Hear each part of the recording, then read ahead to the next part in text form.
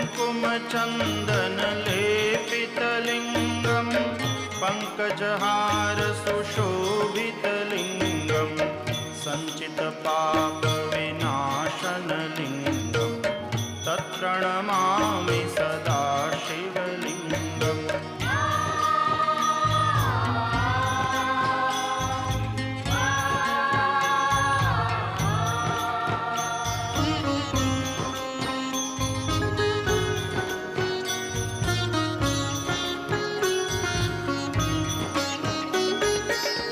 देवगणार्चितसेवितलिङ्गं भावैर्भक्तिभिरेव